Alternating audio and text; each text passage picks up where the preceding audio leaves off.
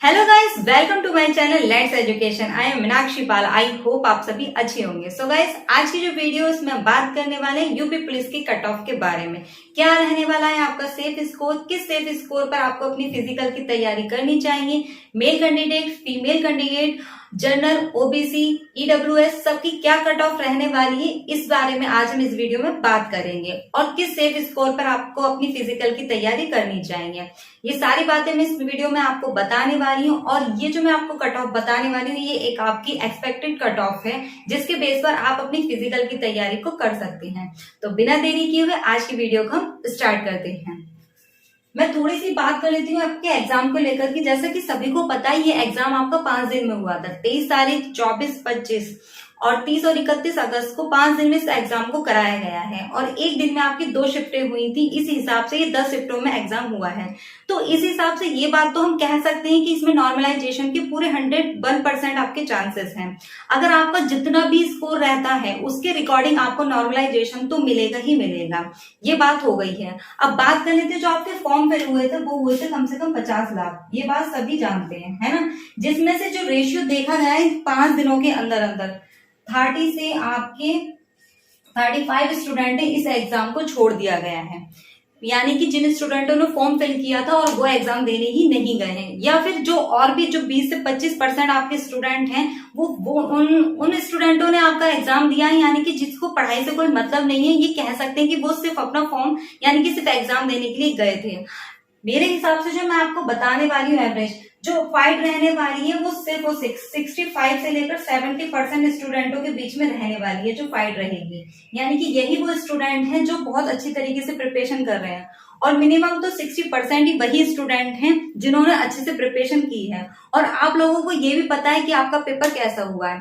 Recording to 18 फरवरी और जो 19 फरवरी को आपका एग्जाम हुआ था, वो एग्जाम आपका जो आप लोगों ने दिया होगा तो वो आपको इजी लगा होगा। अगर वो एग्जाम रहता तो बहुत ज्यादा स्टूडेंट इसे क्वालिफाई कर सकते थे। लेकिन अब जो पेपर आपका हो रहा है उसके रिकॉर्डिंग क्या है, बहुत ज्यादा फाइट होने वाली है और आपकी कट ऑफ भी जो है वो थोड़ी सी हाई जाने वाली है। तो अब बिना देरी किए मैं आपकी वीडियो के यानी कि अपनी वीडियो को आगे बढ़ाती हूँ और कट ऑफ के बारे में बात करती हूँ।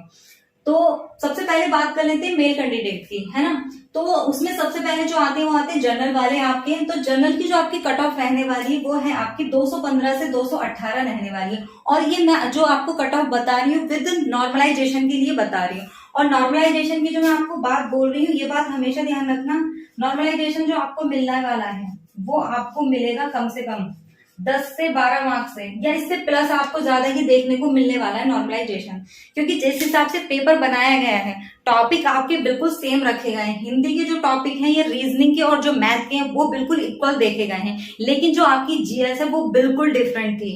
किसी में कोई क्वेश्चन थे और किसी में बहुत ज्यादा अलग क्वेश्चन देखने को मिले हैं। और जीएस ने सबसे ज्यादा स्टूडेंट को परेशान किया है। और जो मैथ और आपके रीजनिंग के पेपर है, मतलब कि जो क्वेश्चन थे थोड़े से टिपिकल थे और कैलकुलेटिव थे यूपी पुलिस के रिकॉर्डिंग। वैसे ये पेपर थोड़ा हल्का आता है और पेपर के हिसाब से, लेकिन इस पेपर में क्या था, थोड़ा सा हार्ड देखा गया है। तो नॉर्मलाइजेशन मैंने आपको बता दिया 10 से 12 नंबर का है। अगर मान लो आपके 200 मार्क्स भी बैठ रहे हैं या उससे थोड़े कम भी बैठ रहे हैं, तो आपको नॉर्मलाइजेशन लगाने के बाद में नंबर से आपका क्या एवरेज बन सकता है। तो 215 से 218 रहने वाला है आपका जनरल कैटेगरी का। और ओबीसी का जो है वो 210 से 212 का रहने वाला है। नेक्स्ट बात कर लेते हैं आपका ईडब्ल्यूएस का, तो वो 206 से 208 रहेंगे आपका नंबर। एससी कैंडिडेट की बात करें तो 195 से आपके 200 तक क्या है आपको मार्क्स देखने को मिल सकते हैं। अगर आपके इतने मार्क्स आ रहे हैं तो आप अपने फिजिकल की तैयारी बिल्कुल अच्छी तरीके से स्टार्ट कर सकते हैं। बात कर लेते हैं एसटी की, तो 185 से 190 तक आपका स्कोर अगर है तो आपको फिजिकल की स्टार्टिंग कर देनी चाहिए। अब बात कर लेते हैं आपकी फीमेल कैंडिडेट की। जैसे कि आपको पता है कि रिलैक्सेशन जो मिलता है वो फीमेल को मिलता ही मिलता है। तो 195 क्या है, 195 से 200 अगर आपके मार्क्स बैठ रहे हैं तो आपको फिजिकल की स्टार्टिंग कर देनी चाहिए। देखो, ये जो मैंने आपको कट ऑफ बताई है एक तरीके से एक्सपेक्टेड है। कट ऑफ इससे ज्यादा हाई तो नहीं जाएगी, लेकिन इससे ज्यादा कम भी नहीं जाएगी। जो लोग आपको बोल रहे हैं कि आपकी 180 चली जाएगी, है ना, या 190 चली जाएगी, तो देखो मैं आपको सही बात बताऊं, अब जो एग्जाम होते जा रहे हैं, जैसे आप लोगों को एसआई की होगी, आपको जीडी की भी पता होगी, कट ऑफ क्या से क्या रहती रही है। अब कट ऑफ बढ़ती चली जा रही है क्योंकि कंपटीशन हाई होता जा रहा है। भले ही जो है आपकी 60,000 भर्तियां हैं, लेकिन क्या है, कट ऑफ भी उसी के हिसाब से बनेगी जिस हिसाब से आपका पेपर था। इससे नीचे कट ऑफ जाना तो बहुत ही मतलब रेयर केस हो जाएगा अगर आपसे कहा जाए तो। ये आपकी कट ऑफ रहने वाली। अगर इससे आपके थोड़े भी मार्क्स कम हैं, 5 से 10, तो मैं इतना आपको बता सकती हूँ नॉर्मलाइजेशन आपका बढ़ सकता है, क्योंकि सभी शिफ्टों में बहुत डिफरेंट देखने को मिला है। तो 10 दिन के लिए मान लो, मतलब 10 पारियों का भी मान लो आप, तो आपको नॉर्मलाइजेशन आसानी से मिल सकता है। तो ये थी आपकी एक कट ऑफ जो मैंने आपको बताई कि मतलब 10 दिन के पेपर, 10 शिफ्टों के बाद में, 5 दिन के पेपर के बाद में।